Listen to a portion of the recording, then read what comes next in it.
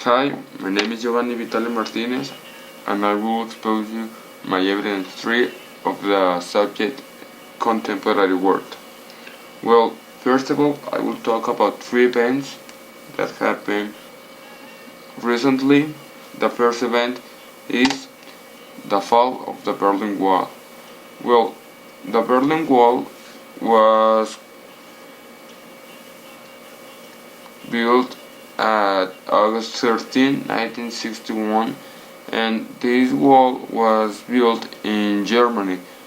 The German people who built this because they want to keep the West, that was the fascist people, from entering to the East, that was the socialist state. Well, were two states in that time, so they want to be like separated because they had different types of classes in that time. And the Berlin Wall stood until November 9 in the 1989. The next event is the American invasion of Afghanistan and Iraq. This event starts when a terrorist attack in September 11 attacks the World Trade Center in New York. After that event, the United States started like a war in Afghanistan and Iraq. The invasion ends with a president who is still in the power like that. That is Barack Obama. That will take us to the next event. The next event is the first African American president in the United States. Well, on November 4th of the 2008, Barack Obama was elected president, making him the first African president of the United States. His victory made a powerful statement about how far the country has come on the issue of the race. Well, next I will talk to you about 5 topics. The first topic is the globalization. Well, the beginning of the globalization depends on the definition, but it began in the 1820 and the 1870. Well, what is globalization? The globalization is a movement that implies the economic, financial trade, and communication around all the world. That's why it's called globalization. Well, what does this imply? This implies the opening of local and nationalistic perspective to a broader outlook of the interconnected and interdependent world with free transfer of capital, goods and services across national frontiers. Well, the next topic will be why this globalization emerged. First of all, the sharing of popular culture, entertainment, and products. For example, if China, I don't know, has a TV that Mexico doesn't have, China will export this product to Mexico so we can take and have this product. Another, what else? The travel, for example, travel from Mexico to United States, or travel from, I don't know, Italy to Australia and that kind of stuff. And I already told you about the international market, that we have a product and we want to export it to another place. The next topic is the terrorists. Well, the terrorists, I told you a little bit in the war that the United States has, but the definition of terrorists, we can know it, but the United States Department of Defense defines terrorism as the calculated use of unlawful violence of threat and unlawful violence of the incalculate fear, intent to coerce or to intimidate government or societies in the pursuit of goals that are generally political, religious, or ideological. Well, some of the attacks of the 20th century of the terrorists was the Salmonella attack. This happened in September 9 and it ends in September 19 of the same year, that was 1984. This happened in Oregon, and the attack was that the terrorist group poisoned some people that exposed them to the salmonella effects.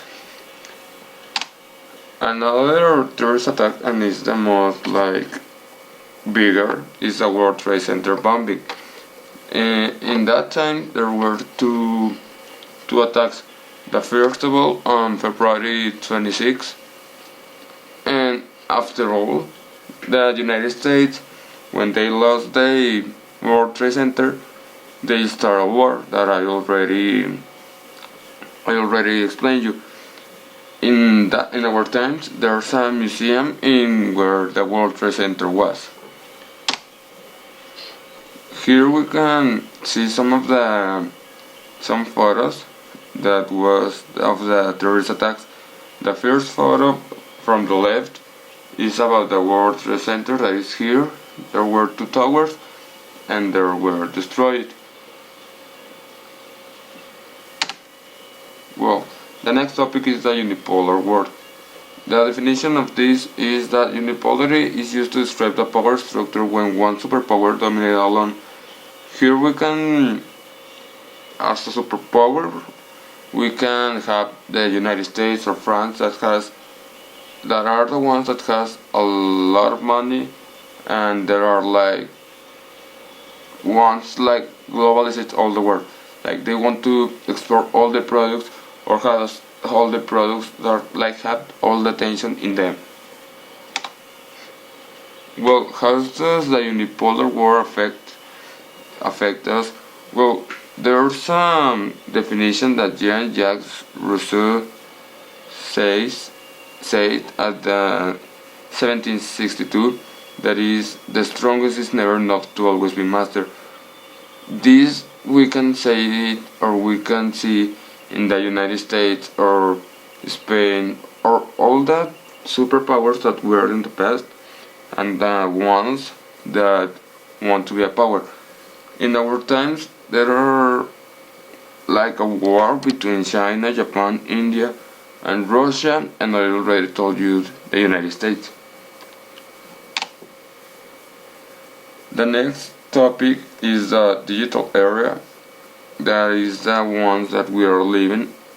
The digital era is characterized by technology which increase the speed and the breadth of knowledge turnover within the economy and society.